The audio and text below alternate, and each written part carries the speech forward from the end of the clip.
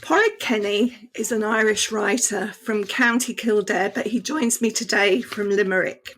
He's taught English literature and creative writing, and he's worked as a journalist and scriptwriter for radio and for screen. His novels for young readers include the very well-received Tin and Pog, published by Chicken House, and more recently, the brilliant Gothic stories, The Monsters of Rookehaven and The Shadows of Rookehaven. And from the music that's playing, you can probably guess what we're going to be talking about today. We're going to be talking all things monsters. And so I'm very pleased to be welcoming Pádraig into the Reading Corner. Thanks for having me. You know, they say that a very good place to begin is the beginning. And so I'd like to start with beginnings. In your author's note, when you talk about writing The Monsters and Shadows of Rookehaven, you say, I started with fragments, bits and pieces, strange images and disconnected phrases. I wonder if you can take us back to what some of those fragments were and maybe how they started to coalesce and become a story. I find, in general, when I write a book, I'm kind of at the mercy of stuff that just, mad stuff just pops into my head. It could be a phrase, it could be an image. For example, my first novel, Tin, it started with an image of a man trying to sell a mechanical boy to a childless couple at Christmas. So stuff like that happens, and then I follow the image. So, in particular with The Monsters of Rookehaven, I'm probably sitting here where I'm sitting today, and I had this image of two girls in a forest. It was a kind of dark, velvet blue night, and they were both friends, and they were both holding hands, and I thought, I just got this impulse to write a story about female friendship. I thought that'd be great. I had these two girls, and then I realised, well, one of them is a monster, and the other girl is human. So it started from that. So I thought, great, this is the beginning of my story, but where is it going to go? So after a while, I started to say to myself, well, if one girl is a monster, the other girl is human, clearly they both must have families of some sort. So the girl who's a monster obviously lives with a family of monsters. So straight away I had an image of this big house, big old mansion filled with monsters. And the mansion itself started to fill up with the monsters. A woman made of spiders, a man who could transform into a gigantic bear, a man who's almost like a vampire. And then I was kind of stuck for a bit because I needed a bit of dramatic impetus. And then this weird thing came into my head again. I had an idea. What if the monsters lived in this house, but they kept the monster locked up in the basement? A monster that they themselves were actually afraid of. And I realised, well, they have to have a good reason to be afraid of this monster. It's not the usual, like he can rip our limbs off, he'll eat us, whatever, devour us. It has to be something weird and strange. And then I figured out that the monster's name just popped into my head, and the monster became Piglet. I thought, that sounds perfect, a lovely, ironic name. And then I realised, I know what Piglet can do. I know why they're afraid of him. And then suddenly, bang, the story just started to flow from there. So I was really lucky in that regard. And the two girls that you're talking about, the image, they become Mirabelle and Jem in the story. And I suppose another thing that is propelling this story forward is Mirabelle's backstory, you know, where she comes from, how she fits in, who her mother is, and as we move further into the stories, who her father is. Was that there quite early, you know, her story? It wasn't. It's like there are some elements to my books that are there from the beginning, and then there are other elements that start to flow, I think. Kind of go in blind and let the story dictate things to me. I'll have ideas for major scenes and moments of catharsis, but then, of course, I get to a point in the story where I begin to say to myself, well, someone like Mirabelle, she's obviously come from somewhere. There's obviously something different about her. How am I going to explore this? And it kind of all begins to flow from there and kind of slot into place. I'd say about halfway through the story, I began to realise this is who Mirabelle is. This is where she's from. And even her mother, the image of her mother came late in the story as well. I want to talk a little bit about the setting. You've actually set this in a just post-Second World War period, and I wondered whether that was significant when we're thinking about imaginary monsters and real world monsters, if you like. Was that part of your thinking for setting it in that period? Yeah, absolutely. First and foremost, because because of rationing and because of the grief people were going through. So there were different pressures. There was the pressure, economic pressure of rationing and providing for themselves, especially for the people in the village. And then there was the tension of grief that mightn't have been released after World War II. People had lost people. So there was that to explore. So I think it's very important in any kind of story to have some kind of tensions, and that either need to be resolved or maybe aren't resolved, or lead to some kind of dramatic moments. So in that sense, the World War II setting really helped. It gave it another impetus, another kind of drive as well. Yeah, definitely. We're going to actually talk about the monsters in a moment, but before we get there, the title of the first book is called The Monsters of Rookehaven. And we all know that a haven is a safe place. And what we have in this house, in this safe place, are a family, to all intents and purposes, of monsters, all of whom would be considered to be outsiders in the world outside of Rookhaven. I'm just interested in how important this house is in terms of housing this group and the protection that it offers. Yeah, it's an interesting question because I hadn't realised, even as I wrote it, this house is really a sanctuary. And I didn't use the word sanctuary until the second Rookhaven book. So it's a sanctuary for these people. They're clearly not welcome in the outside world. And I always, kind of facetiously say, "Oh, this is my covert Brexit novel." And I don't want to be too explicit about things, but there is a kind of element of people being othered by people in the outside world, or people not being welcomed, I suppose. Yes, I see it as a sanctuary, but as far as I'm concerned, they belong in the world. There's Odd, and he travels around in his portals. If ever a monster belonged in the world, it's Odd. He loves to go everywhere and anywhere at a moment's notice, and he should be free to do so. That they're entitled to live in the world. And I know they have an agreement with the villagers, but they shouldn't have to have an agreement. They should be allowed to live in that world, Absolutely. And in the second book, where we have a character called Billy coming in, who is not a monster, he's actually welcomed into Rookhaven. I think there's a phrase in there that to all intents and purposes says we don't turn anybody away. Yeah, and the thing about Billy though is he's half monster. Oh, I've given a spoiler away. He's half monster, just like Mirabelle. So that's how he manages to get in. Really, they kind of they recognize him as one of their own to a certain extent. And the weird thing about Billy is, I'm kind of going off track here a bit, but Billy came to me as a character about 10 years ago. I had an idea about this young boy who was half vampire and half human, but I couldn't use him. And then when I realized I had to come up with a sequel, I said to myself, I need somebody that kind of symbolizes or becomes a metaphor that's important in this book.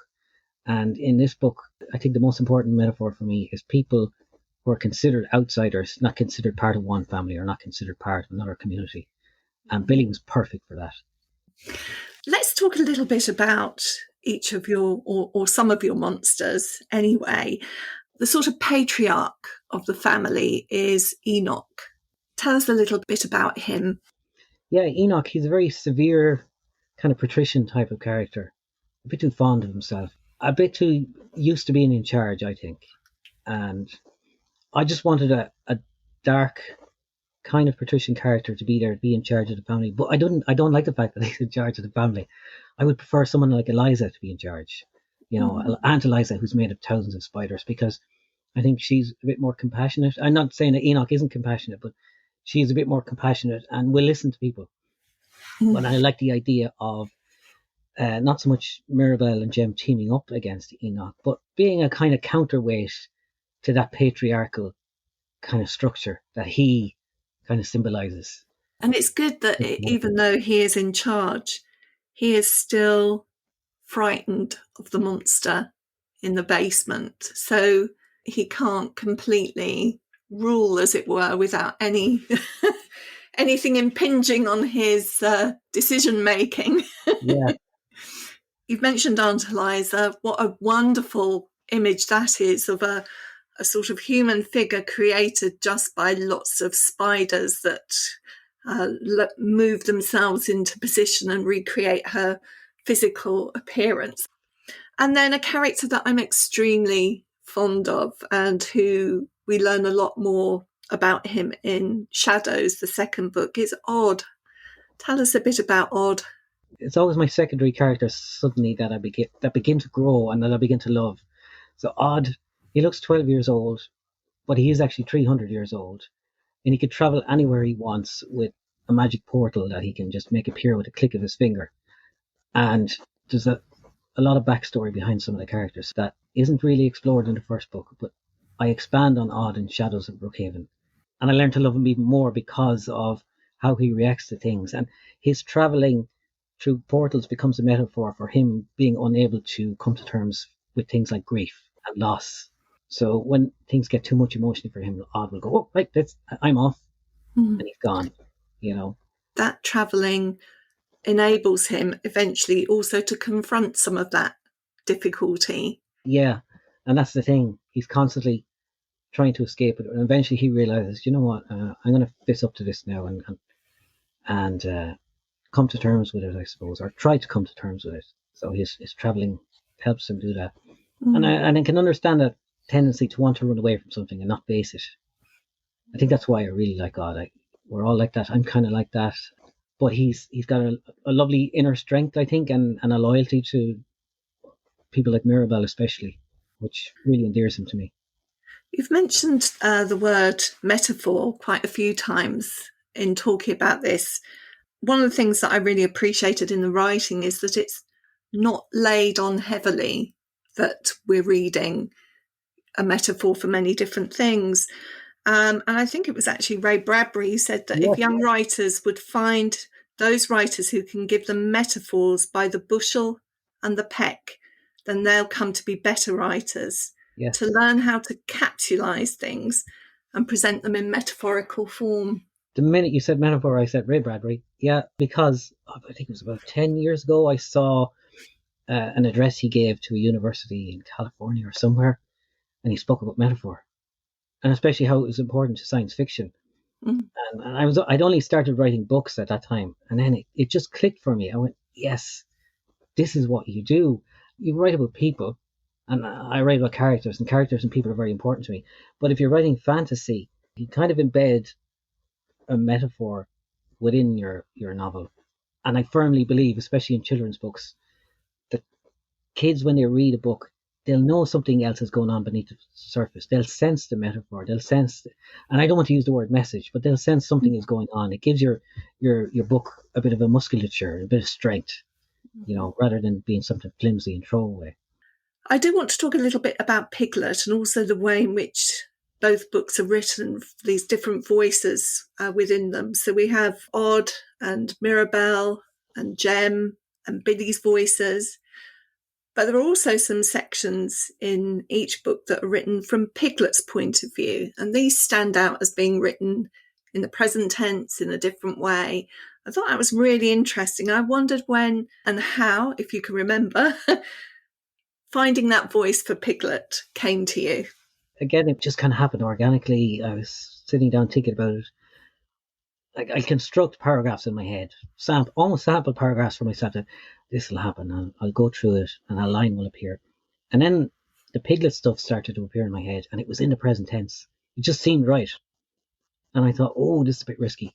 That's a bit strange. Will I get away with this? So I said, no, I'll try it anyway. And I tried it, and it just worked beautifully because I see Piglet, he's almost childlike, but he's incredibly, incredibly old. He's wise, but he's not wise.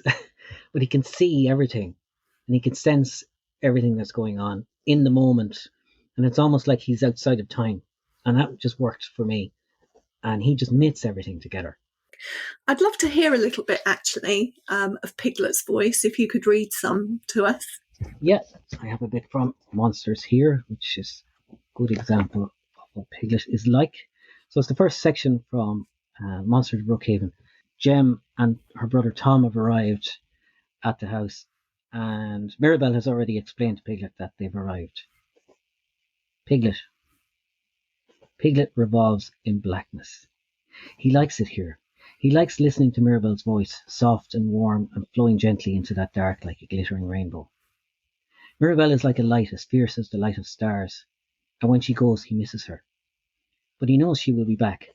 just that he knows many things without being able to put words to them. Sometimes Piglet feels like the moon, vast and shining. Other times he is like a speck of dust in the dark, lost, alone. But he is never afraid, ever. Piglet has never known fear. He has known hunger. He has known curiosity. But when it comes to fear, he has only ever known the fear of others. Piglet is dangerous, they whisper to each other. And Piglet doesn't understand the words, but he smells the fear. He can almost taste it. Fear tastes funny, not like meat. Piglet likes meat. He likes it most when it's warm. It's always tastiest when it's alive. Piglet listens now. Piglet is always listening. He hears every voice in the house, and because he hears them, he is never truly alone here in the dark. Tonight he has heard something different. The two new hearts Mirabelle told him about are thrumming on the air. Piglet holds his breath. He listens hard. Piglet likes to know things. He knows more than most, having been here since what seems like forever. The two hearts are not like the ones he is used to. Piglet listens for a while and wonders what this means. Then he remembers he is hungry. So very hungry. Piglet is always hungry. He groans and rolls over in the blackness, trying to ignore the rumbling in his belly. He sharpens his teeth and claws. He yearns to be about in the world outside, out where the meat is, where the blood flows, warm and sweet and delicious. And because Piglet doesn't belong to the past, the present, or the future, because he is beyond time, he sees things others cannot see, knows things others cannot know.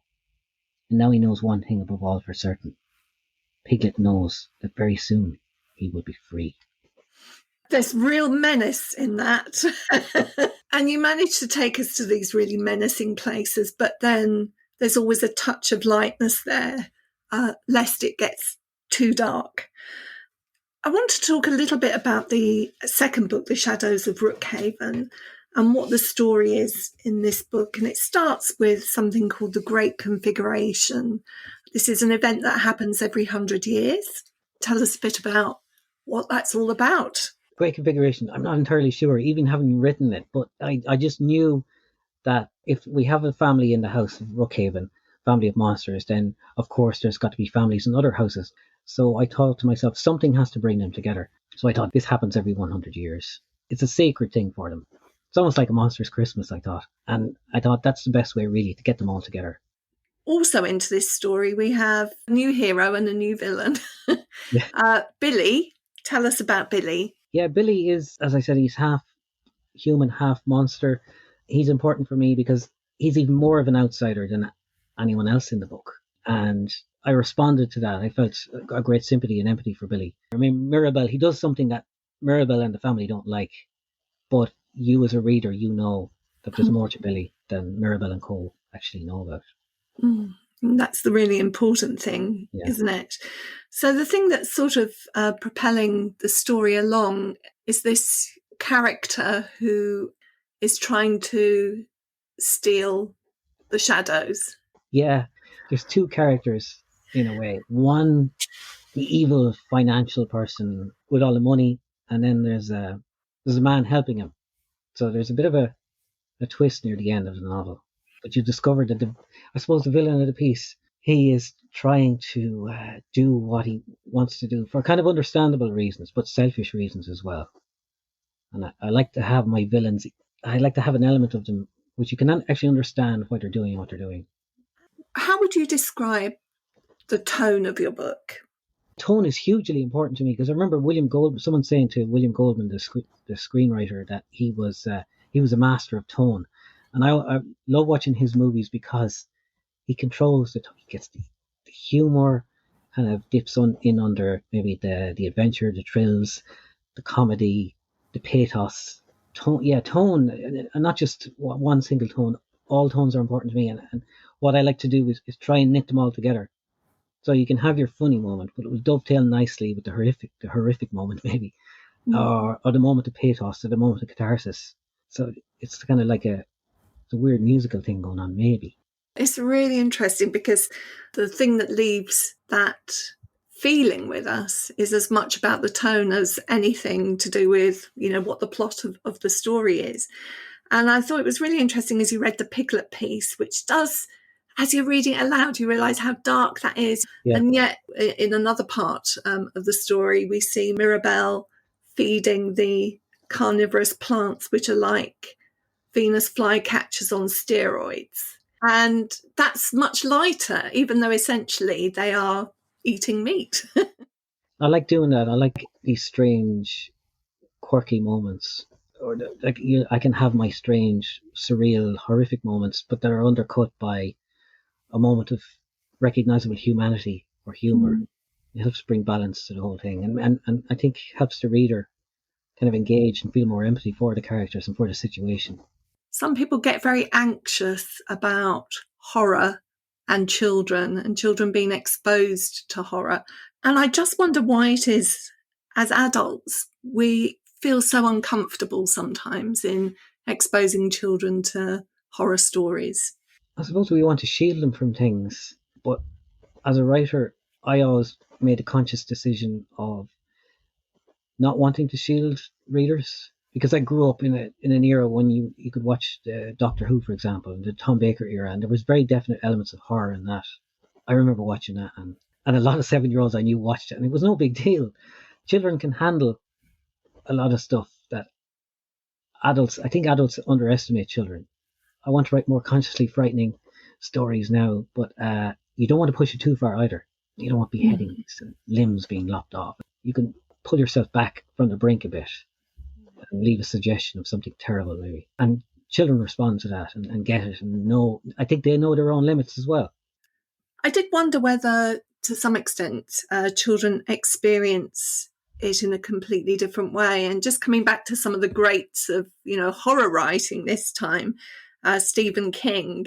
I'm full of the quotes today because I was thinking about this as I was reading your book. And he says that children tend to live in a dream state that we as adults seem to have forgotten. And he equates that, I'm paraphrasing, that dream state with a heightened sort of mental state. And he makes that cross connection between childhood and the strange powers and the paranormal, that actually they're more open to that than perhaps we are. We see different things in it. He's probably right. I mean, I read a lot of Stephen King when I was younger myself, and I get a lot of where he's coming from. He's a great writer for being able to remember what it was like to be a child. It's not just a quote that's true there, but his writing, his fictional recreation of childhood is spot on. To be filled with imagination and to believe in ghosts and monsters and to see strange things in the world that maybe adults don't see, because he hasn't forgotten that. I don't want to use the hoary old cliche of saying reawaken your inner child or something like that. I think it's just a matter of remembering and leaving yourself open to seeing the world in a more open way and to be able to daydream. Because some adults lose that, I think. I mean, I only ever started writing because I'm an obsessive daydreamer. I'm 51 years old now, and I could be going for a walk, and I have dragons flying around inside my head. It just never stops, and it's probably my way of escaping, really. But I don't want to lose that, and kids have that, I think. So I want to think a little bit then about a sort of adult's perception of what's going on here. And again, I'm just going back to one of the things that Stephen King writes about in his reflections on childhood is that the adult always has in their head knowledge of their finality, that, death is coming in a way that perhaps you don't have that as a child. And when I came to read Shadows of Rookehaven, there's part of that story where he's forced to confront something, and he quotes from a friend of his in the past when he said it's the temporariness of things that makes them precious.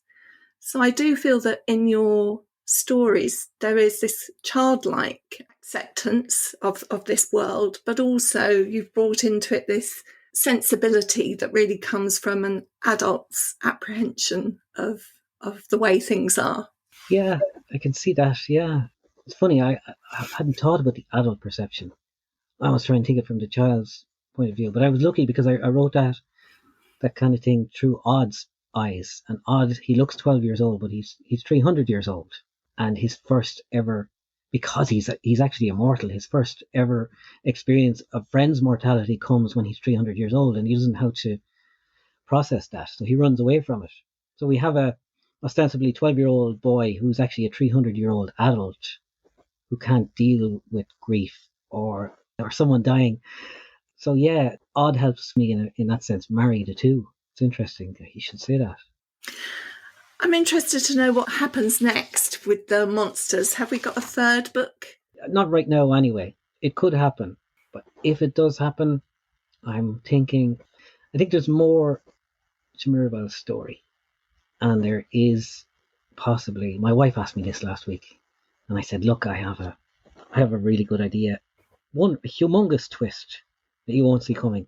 It's funny because exploring this world, I was kind of filling in pieces as I went along, and then when I finished Shadows of Rookehaven, I realised there's one piece of the puzzle that's missing, and I know now what that one piece of the puzzle is. So someday maybe I'll write it. Well, it's been such a pleasure talking to you today. I thoroughly enjoyed reading both of these books, and I was so glad to have the opportunity to explore them with you in a little more depth. Thank you so much. Thanks, Nikki. It was an absolute pleasure. Cheers. In the Reading Corner is presented by Nikki Gamble and produced by Alison Hughes.